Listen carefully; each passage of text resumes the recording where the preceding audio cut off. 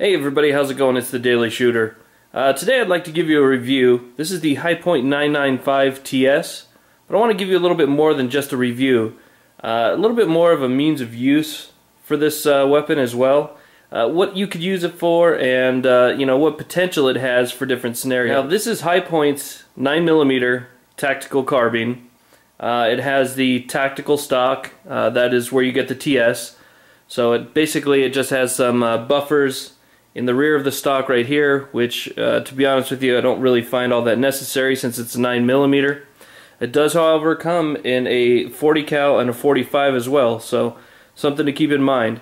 It has a 16.5-inch barrel, and it's about 6 1/4 pounds, 31 inches overall in length. And this is a great firearm regardless of the company name. Hi-Point. Now, when most of us think Hi-Point, we're thinking, oh boy, the C9 or something that's really ugly, and this is not one of those really pretty rifles. A lot of people just say it's outright ugly. I like it. I honestly, I don't spend hundreds of dollars on anything unless I like it. I think it looks kind of neat. It's a little bit futuristic, it's a little bit weird, it's awkward, it's kind of that ugly duck thing, but I think it looks really cool. It's also really, really reliable. This gun will give you more than likely no problems for a long time. Now, it does say in the owner's manual that you shouldn't clean this before you first shoot it. It actually says in the owner's manual to wait about 1,500 rounds before you clean the internals on the firearm. So that's pretty much what I'm doing. I haven't put quite 1,500 rounds through it yet, but what I have put through it has run excellent for me, and I did not clean it before firing it for the first time. Okay, so aside from just the review, the basic review, I mean, you can go all over YouTube and find whatever you want to know about this rifle right here, and you can see, shooting of it and whatnot. I'm going to kind of go a little bit past the review. My review, basic bottom line, great rifle, great price, runs excellent, and I would say if you own one, you're going to love it. That being said, what do you use a rifle like this for? Now, I love to go plinking with the 9mm. It's less expensive than 40 or 45, clearly more expensive than a 22, but it's real fun, and the recoil of a 9mm is pretty manageable. But what I would say, besides just a fun plinking rifle and being able to reach out that 9mm round further than the barrel you're going to get out of a pistol being 4 inches or somewhere around there, you're going to be able to get more distance. I would say this is a perfect primary home defense weapon, and I'll tell you why. The versatility of this weapon is amazing. With all of the different Picatinny rails, rails being on the bottom, I have a flashlight on the front there. You can accessorize this, as far as what you can attach to the rails, almost as much as an AR. Now, clearly, it's not an AR, but the versatility is there. Comparing a couple different home defense weapons that people primarily use, let's go ahead and compare this to those. A lot of people would use a 12-gauge shotgun, maybe a 20-gauge shotgun, something like that, as their primary home defense shotgun or home defense weapon.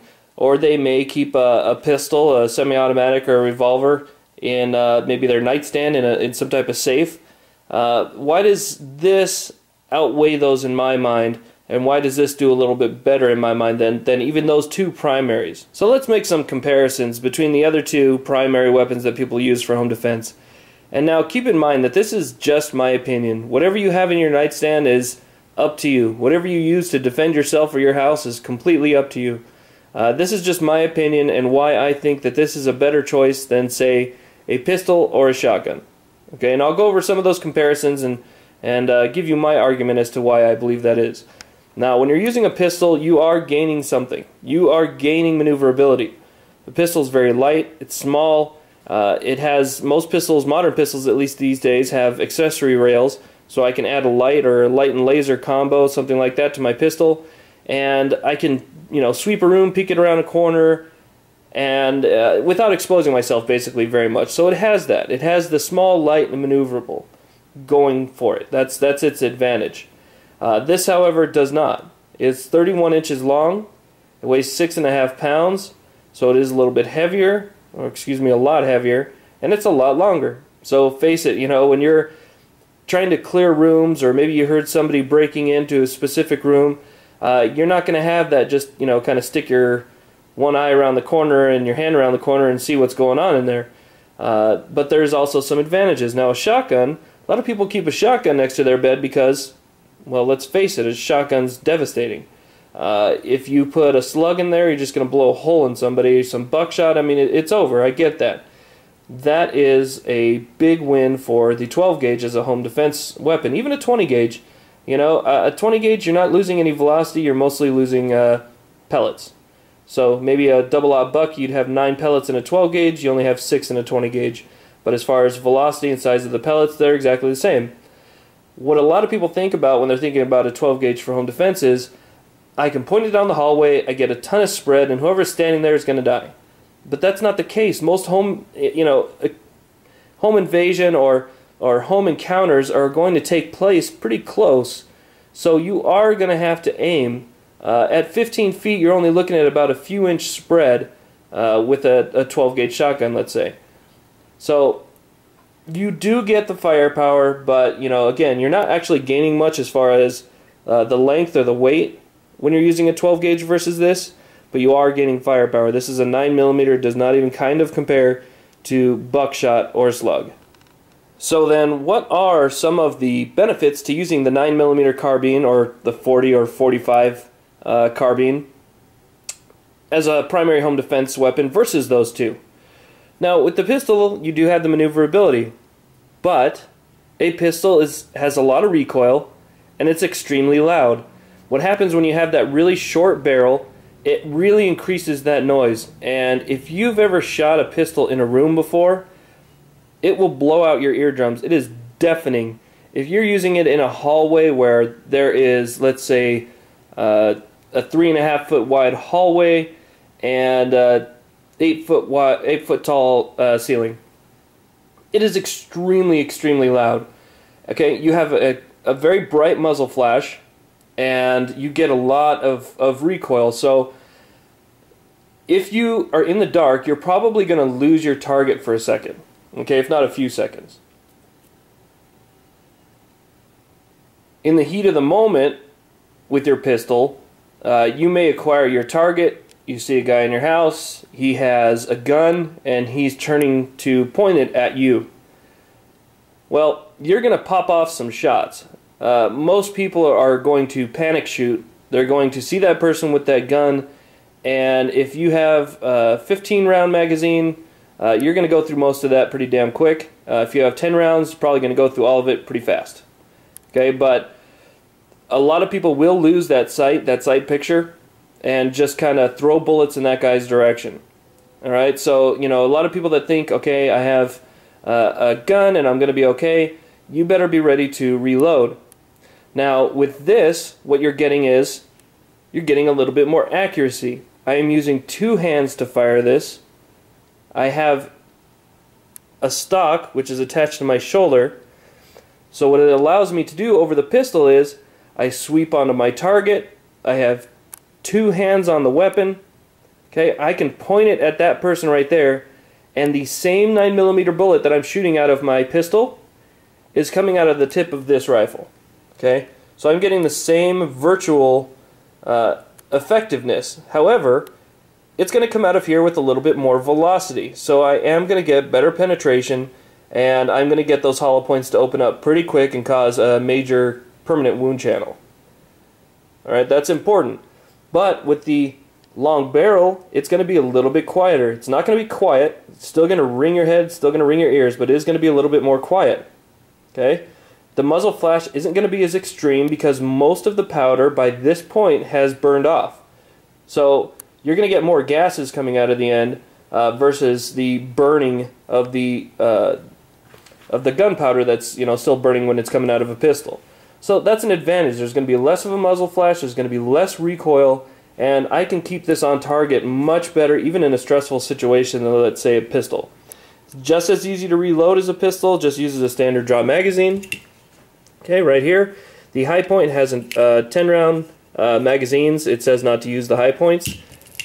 Load it up with your favorite hollow point, and you're good to go. Just like your pistol, you're set. Okay, that's why I like that over the pistol. Now the shotgun, I guess the shotgun, the shotgun for me, the biggest thing is the noise. Shooting a 12 gauge shotgun outside with anything other than birdshot, I guess even birdshot, but if you're shooting any type of high brass load out of a shotgun, it's deafening if you don't have ear protection on. A lot of these channels you'll see, I mean, everybody makes sure when they're shooting shotguns that ear protection goes on right away. So I just don't see myself shooting more than a couple rounds without blowing my eardrums out, or, you know, blowing out the eardrums of those around me. You know, I'm trying to protect those people around me.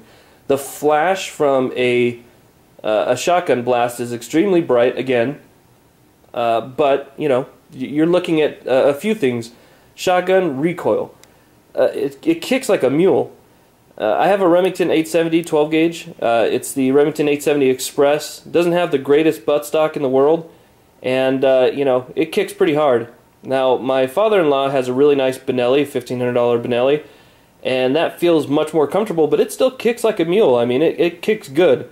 So I'm taking 1 or 2 shots, and I better hit the guy, or else, you know, my ears are ringing, I've got a headache, and I'm blind.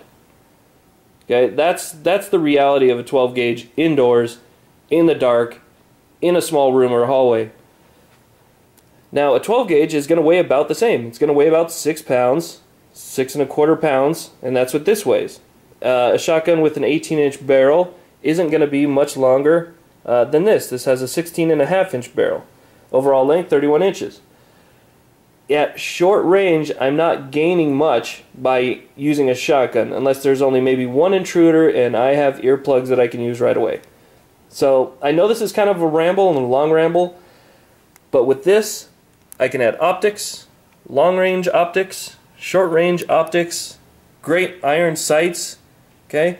And the sights on here are excellent. I still have the rails, I can add lights, I can add accessories, I can add handles, whatever I want to make this weapon you know, more suitable to my needs. But these are the main reasons why I think this is a great home defense platform. A carbine is a great weapon. Now a 223, 5.56, something like that, you guys know with that compensator on the front, it's pretty loud. Now it's an excellent weapon. It's going to stop the threat immediately. But again, I think you're getting some advantages when it comes to a home defense scenario using a 9mm carbine. You're just looking at low recoil, low flash, easy target acquisition, and versatility. So that's my opinion. Thanks for listening. Thanks for watching. You guys have a great day. Please like and subscribe.